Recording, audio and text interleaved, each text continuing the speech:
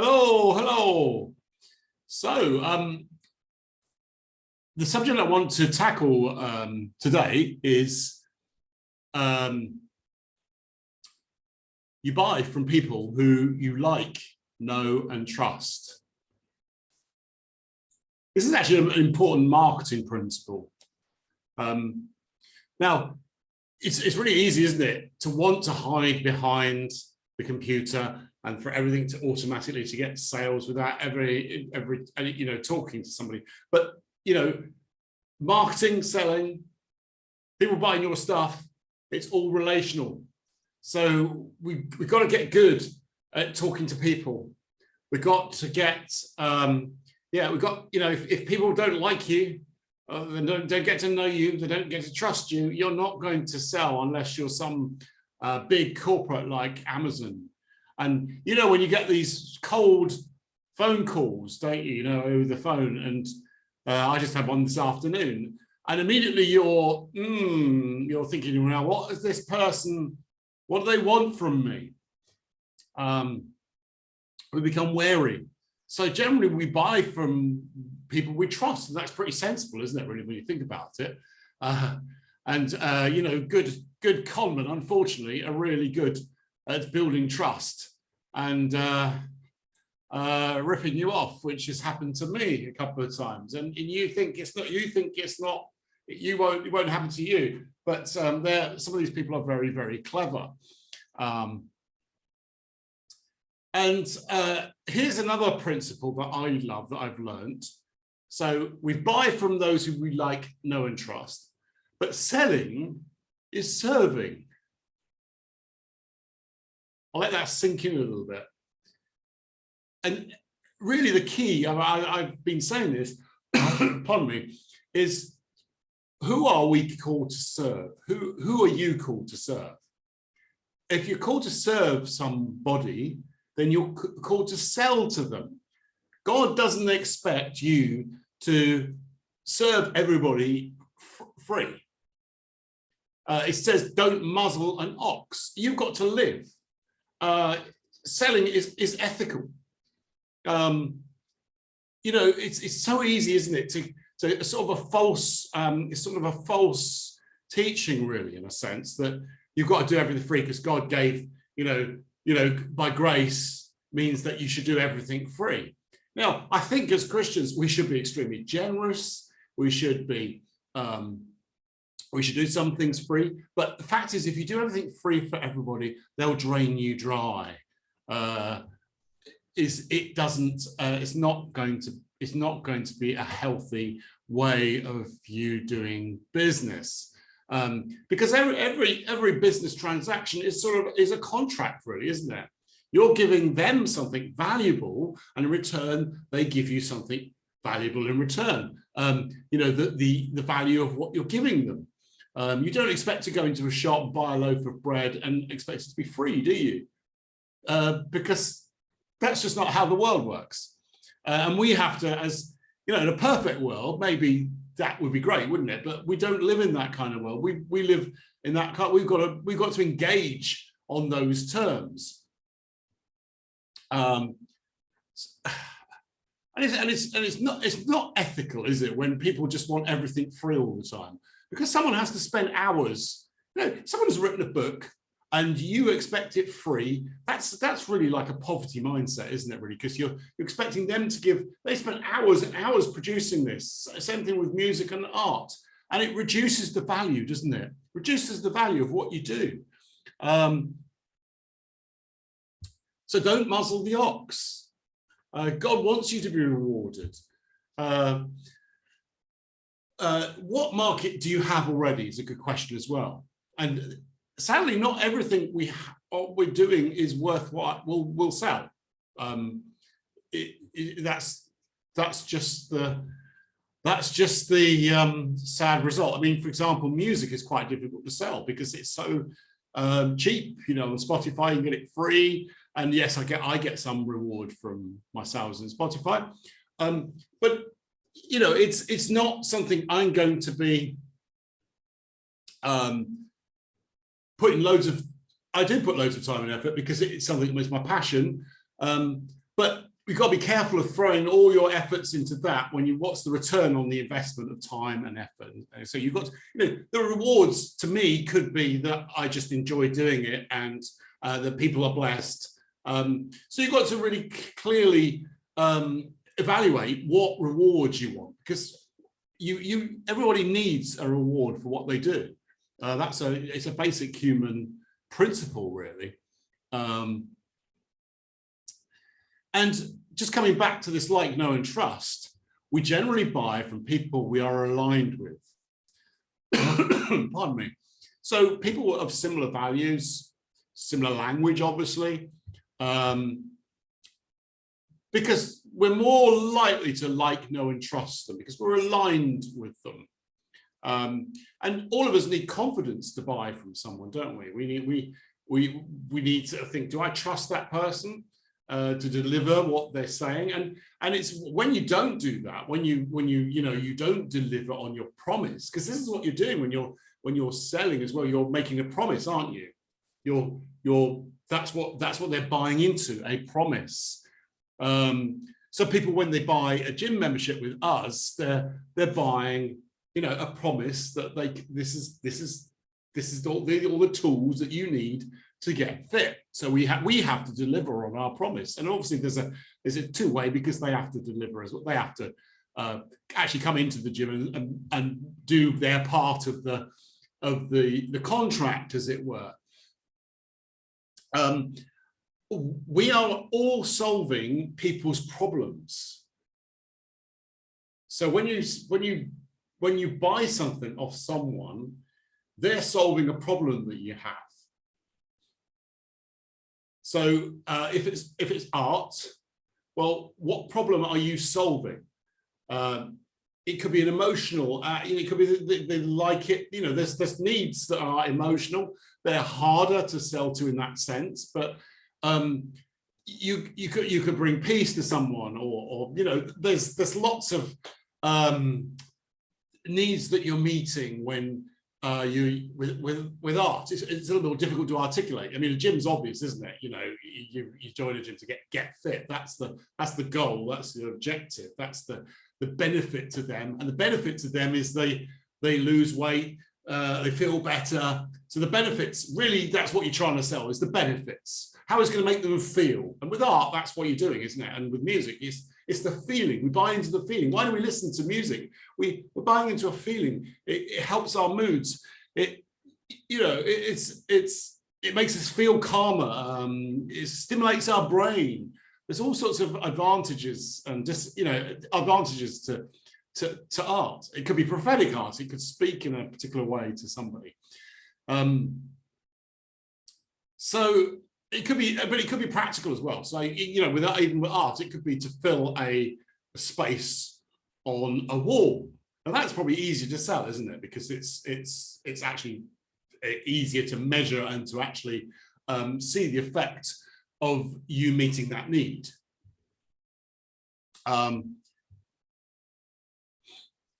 remember, everybody around you in your world, whether it's in the Facebook world, physical world, they're really, they fit into three camps, really. They could be a cold audience, a warm audience, or a hot audience. So a hot audience is fans, people that like your stuff, that probably bought before. So, everybody in Creators Arise, you're hot fans. You like and trust me. You like what I'm doing. You come into the program, and you're my hot audience. I don't have to work very hard on you because we're aligned, and we're blessing, benefiting one another.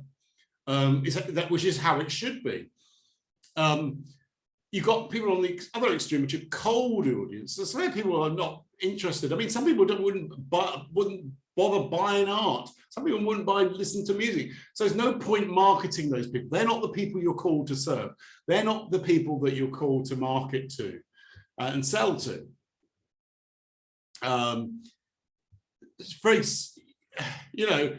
For example, for me, it is quite tricky sometimes because I've got different areas of responsibility and service. So my general two areas of service, I'm serving the women of Gosport indirectly through the gym, because Fran's more the front face of that. But I am serving them through what I do. I'm serving the women of Gosport who are, want to get fit. So that's our audience. I'm also my other audience is Christian creatives. So this is what's beginning to develop. I want to serve Christian creatives, and then there's obviously my music as well, which is another sort of audience. But those are more aligned. Those two audiences are more aligned, and that's what so I use my music as a way of blessing people, getting them get to know me, get to like, know, and trust. So think about what you're doing. How can you build that connection? Because that's what you want. You want connection. Yeah, as I say, somebody cold calling, when somebody rings you on the phone, does it generally work? Not if you've got any brain cells. I wouldn't buy it off anybody just rang me up, would you? Sadly, sometimes people do, and then they regret that. It's like you get these emails from people that you don't know, and saying, I'm going to do this, I can do this and this for you. And I'm thinking, well, if you're so good, why do you need to be, spamming me with this email if you're so good at marketing? That's the question you should be asking, because I don't know them from Adam, so why would I buy from them? So how do you collect people, an audience of people that like, know, and trust you? They're like buckets of people. An email list is still the best way. It's not easy, but an email list is because it's permanent. You've got to make sure you get the right people onto your email list, though, haven't you? So that's, you might do that through a lead magnet, which is like a pop-up, a freebie, something you're giving to somebody. And in the physical world, that could be a freebie as well, couldn't it? Something you give that has to be of value, because if you just give something rubbish to them, a gift that's not worth anything, it's not going to build trust, is it? It's not going to build. But if you give somebody something really worthwhile, they begin to get to know you and trust you. And you must have been. I've been in so many, where things I've bought, like where I've been to an experience or a challenge online or a webinar, and that gives you a chance to get some value, to get some help for a small price. So you're not gonna lose lots of money if it's not what you want. And then if you like them, you trust them, then you might upsell to the next thing and buy the next thing. That's an ethical process. That's not what's the word? That's not wrong in any way. It's quite a good way of getting to know people and seeing, are we aligned? Is what you're offering really big? Is that what I want? So Facebook groups, they're a kind of net as well, where you can gather people. You have to be a bit careful there, because some people just want a free lunch, and that's the trouble. Some people won't ever buy anything from you. They just want everything free, and I suggest those kind of people are probably not good to be around generally anyway. That's just my opinion. I mean, sometimes you're called to give help to people that are in a situation, that's good. But if everybody you're helping like that, I think we need to question. We would need to question that. Talk about that in the group if you like, if that's something that maybe touched a nerve. Questionnaires and quizzes are quite good as well. So I did that at one point. I just sent out a Google questionnaire asking people. I private message them saying, can you just listen to this track, and I'd ask some questions. It's great for you getting some marketing information, it's just, again, it's a way of building up. You find out who likes your stuff and trust you, and you get an email from that, etc. That's quite a good way to do it. All takes that time and effort, of course. as I mentioned, challenges and experiences, those types of things, like I did with my experience. I used my music as a focal point. And the Zoom was good because we got to know each other. There was stuff going on. So that's how you build that confidence. Not everybody likes that. So, but you're self-selecting people. People who don't like that won't come. So then you're finding the people that are really warm to what you do and are building an alignment with you. Of course, you can use Facebook marketing and Google marketing, but that is not a quick fix because then you're generally selling to a colder audience, and those techniques of finding those people, and obviously YouTube adverts and etc. So don't go for the quick fixes. Make sure you're good first at relational marketing, because Facebook can go, Google can go, but basically marketing and selling stay the same. So just to finish off a little bit here, hopefully this is helping. Give me some feedback, please, whether this is really helping. I mean, why did you buy from me? Hopefully you know and trust me. Well, I hope you do if you're here. You've probably met me through Believers Grace Network, probably back, it was in Creatives, Creative to Thrive, maybe at that point, Facebook. You've got to get relational. You've got to serve people within your world. Just as a other point, I mean, why do we trust like Amazon and Google? So that's these big companies, we sort of trust them because they've got a name, they've got a brand, and they've got I suppose they've got a track record of delivery. So that's why we trust them. But sometimes, I mean, I've had recommendations of businesses, for example, and from friends, and they've been terrible. So doesn't always work. But social proof is powerful, and reviews are powerful because you go into Amazon, you read the reviews, and you can actually not buy something because you read a review and think, In fact, they say, I think it is, that one bad review is worth, I think it's 10 good reviews. So that's the power of a bad review.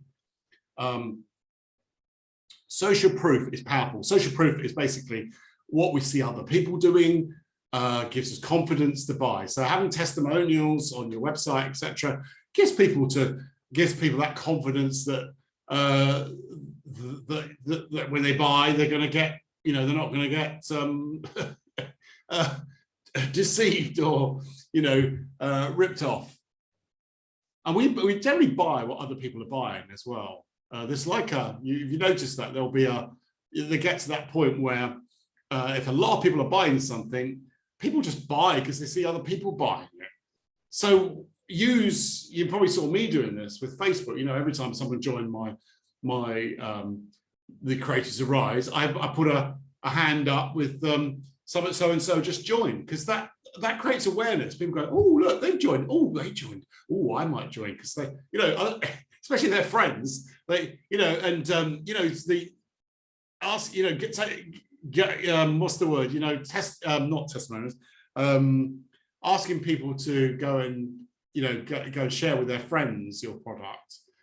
Still work. Referrals still work. They don't always, as I said before, sometimes referrals aren't always work, but in general they do, because we believe our friends, we believe their judgment. And I can't remember where I read this, if you know where this is, please find it for me. I tried to look, but I couldn't find it. I read somewhere about they did an experiment with like 2 queues, and I think it was an airport or something like that. And there was a really long one and a really short one. And people automatically joined the long one, not the short one, because they couldn't believe, I suppose, that the short one was the right one, because there wasn't many people in the queue. So they thought, oh, I could join the long one, must be the right one. It must be the one for me. If someone can find that, it was an experiment done. I can't remember where I read that. So I read all these books and then. So yes, selling is social. We can't just sell remotely. We need to engage. Even if we're, you know, an introvert, we need to engage. You can write, can't you? You can do blog, pardon me, blog posts. You can give value, and it's more likely to buy if you engage with people. For example, just in the gym as an illustration. So when we get them into the gym, when they're in that environment, one reason we only start really selling to them is when they're actually in the environment, where can they see the product, and they get to trust us because they think, oh, look, it's around, you know, it's not just some internet site, some website, because, you know, it could be all fake, couldn't it? But when they see a physical gym and they think, oh, right, that's a gym, this is what's going on, all these ladies, you know, they're very likely to buy at that point, and that's why we do that. It's just the way the world works. People don't generally buy on the website. That's why we don't offer the prices on the website. But that's another subject. And also, Fran is very likable, so she can sell anything. she's very good at it. And when someone buys from you, they're really saying, I know, and I trust you. Okay, so just as a conclusion, and it's been quite a meaty video, isn't it? Really, so probably you need to listen to this more than once, and hopefully we'll talk about this in a Zoom or so. So conclusions and application, because it's no good just hearing this. You've got to have a go at this. Just ask these questions. Do people like you? So are you likable? You know, Facebook's very easy to be a keyboard warrior, isn't it? And put people off. I've been guilty of that at times, you know. So be careful where you're writing, what you know, make sure people actually like you, because selling is relational. Do people know you? So don't, you know, this is a balance as well. You don't want to hang all your dirty washing on the line, but on the other hand, you want people to trust, you know, that you're vulnerable and that you make mistakes as well. So there's an important ingredient there. And you know, do people trust you? And are you trustworthy? Do you deliver on your promise? Because that, you know, if you don't deliver on your promise, it can be a real bad review, and it can do really damage your business if you don't deliver what you said you would, and it leaves a very bad taste in the mouth for people. Unfortunately, people don't mind you making mistakes actually so much, as long as you know, you're there to you know, again, it's relational. If you say sorry, yeah, I'll fix that, and I'll give you this because of that error that I made. For me, I'm that's fine by me. But when people refuse to acknowledge what they've done isn't correct and they're not delivering, that's when you get upset. So, in fact, that just reminds me, just to finish off, a bit of a funny story. Fran's dad, I remember this story Fran told me, was in a cafe in Scotland, and he had a sausage roll, and it was mouldy. So he took it back to the counter and said, "Look, this sausage roll is mouldy," and they weren't willing to do anything about it. They weren't willing to acknowledge. They didn't say sorry. So what he did was he stood on the table and then announced to the whole cafe, "This sausage roll is hairy mouldy," he said. And obviously that caused a bit of, they were very eager to get him out of the cafe.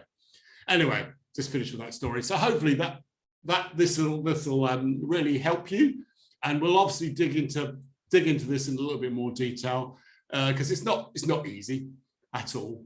But I'm trying to break it down into principles, because if you get principles, you can apply this to whatever marketing you're doing, whether it's Facebook marketing, whether it's just, you know, normal face-to-face marketing, or whatever kind it is. It all works the same. It's just the mechanisms are different. Anyway, thanks for watching.